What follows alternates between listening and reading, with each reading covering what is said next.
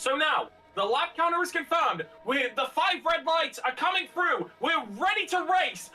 France, gentlemen, start your engines. It's lights out and away we go. And Son 85 actually gets off quite good on the line, but Beastaba is only a little bit behind, and YC is already looking for the optimal lines to get ahead. Who's gonna get the most out of this? That's yet to be seen. Son 85 still has the lead, but not by much. YC is currently maintaining the same pace he's always had. Jerry Pecca's actually doing a pretty good job cutting through the field. YC already finds a better line than Son 85 at the curb, and YC takes the lead of the race, but Son 85 was carrying more momentum into the corner, and he briefly gets ahead as well. It's honestly too close to tell who's actually ahead, and now Jerry Pecco shoots his way into 3rd place. Remember, I think he started like 6th or 7th. That was an incredible showcase from him, but now he's starting to fall back behind Geometry, and even Chris Boy. If someone's gonna slip, that's gonna be really apparent. And throughout all of this, Son 85 doesn't get the best line out of one of the corners, and the spectacular Swede YC is in the lead of the French Grand Prix. But again, YC actually has a really terrible exit out of that corner. Son 85 takes the lead again. And now Chris Boy is getting close again. Turkslow as well. Jerry Pecco finds a line ahead of Turkslow. Honestly, it's a little bit too close to call who's leading. Chris Boy is actually on Son 85 and YC's doorstep. He just needs to survive a little bit longer, and then he'll have the benefit of DRS to back him up. But also, here comes Chris Boy. He's got tons of speed. Something tells me that he's popping almost all of his ERS on that straight so he can carry the momentum. He taps the curb just a tiny bit, but it's no problem. The Alpine is carrying more speed than the championship leader and their closest rival. If he can keep these lines, we might see Alpine get onto the podium or even take a race win. And it's still looking like YC and Son 85 are right next to each other. It's honestly difficult to tell who's going to keep a consistent lead. Heya is now battling with Red Jelly as well. It's looking like both of them, wheel to wheel, are quite the competitors with each other. And on top of that, Son 85 goes really wide again, and I'm pretty sure he just hit a 2nd track limit. He's spun round. Not swapping places. We've got a replay of just a little bit of that from an onboard I just managed to catch. But he's all the way down to P5 now, not what he would have wanted. Yeah, I did not catch that from the lag at all, but now that promotes Jerry Pecco straight into P2 after getting some great pace on Chris Boy. And now it's Jerry Pecco leading that group with YC still having that same pace he's known for. If Jerry Pecco can keep up the same pace that he's known for, this could be Stake's best result in just that 2nd race. Oh, and Geometry's had a massive spin!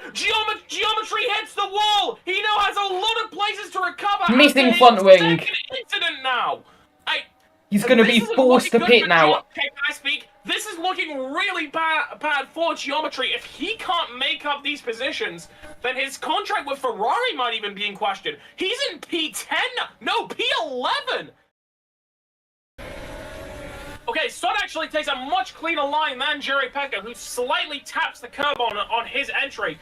They're actually getting quite close to Red Jelly as well. He's in both the driver's sights. If they can get a little bit closer to him, then every driver's going to have DRS. Red Jelly taps the track limit!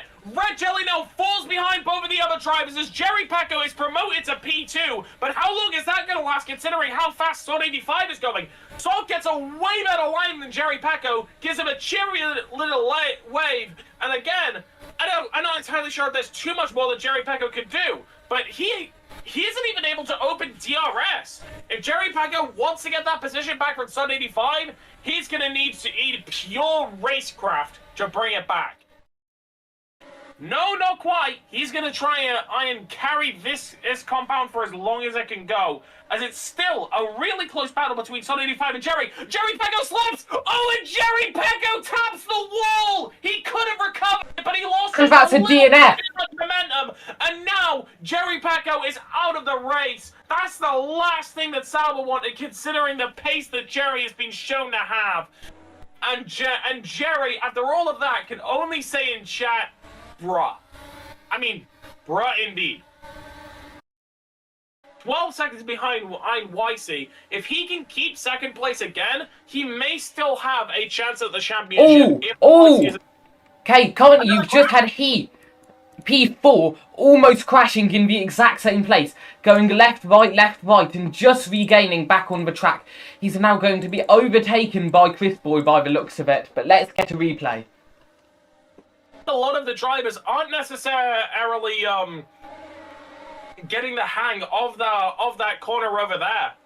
It's seeming like, if I were to make a prediction, that's probably going to claim at least one more driver, and that might end up triggering a safety car. Because it's already happened to 2 drivers now. Who's to say that it's not going to happen again? Okay, Geometry actually cuts it a little bit wide. I think he just barely missed the track limit. And now YC exiting out from the pits with a new soft compound tire. I think he's going to be ahead of Sod 85 if he can build up enough speed. He's within his vision, and I think it's about a 2-second gap overall. And considering the YC's on the soft compound tire now, this race for him is more than in the bag. Right under Aston Martin's nose. Sorry to interrupt, but Sot is missing a front wing. The P2 driver's now being chased down by Red Jelly, getting closer and closer, coming up behind him now. Hey, people keep losing their wings. It's France. How do you lose your front wing in France? You'll never guess what I've just seen on the subject of front wings. The person he's lapping is, guess what? Missing a front wing. How? Geometry slips! It's a catastrophic result for the current champion! But after such a close battle, he's not able to bring his Ferrari into the podium positions. It's absolutely tragic for what was previously such a dominant driver. And it's seeming like in this duel of champion and rival, Beastamer is going to be the one that comes out on top. But for now, let's focus in on the front-running driver as they come in to finish their winning lap. YC, he was previously a wingman in his last year who barely got any races, but there was a monster hiding behind all of that. One which was waiting to awaken, which was waiting for the call to go all out. And now that he's leading the championship and Geometry has come in at such worse pace than him, it's seeming like this championship is YC East for the leading. He comes through the final straight and YC wins the French Grand Prix rather spectacularly as well. Sod 85 is still actually holding onto position against Heya. Heya's just got in front. Wait, Heya gets in front, but if he's going to be able to maintain and that Sot crashing, Sot is in the wall, and that means that he's just been overtaken by Turk, Beastiver. They're all going past now. Okay, cutting back to the front.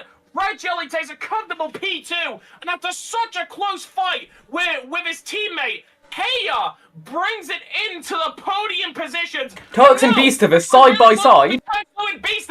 Turkslu just barely keeps ahead of the previous championship runner-up to make it a P4 for the Alpine. It's a massive improvement for Red Bull, but probably not what they were hoping for. And now, Sod 85 has to settle with 6, just barely beating the 2 V-Carbs in 7th and 8th. And then from there, it's Pocoloco, Airbender, and then we're out of the points. It was an incredible drive from YC, but that was pure chaos with so many crashing drivers in the midst of all of that. And honestly, could anyone have predicted that Sod 85 was going to hold onto his position against his wingman without a front wing until the final lap? I didn't see that coming from a mile away. But still, Mercedes' first podium, I think, comes at the hand of their wingman. What an incredible race from front to back.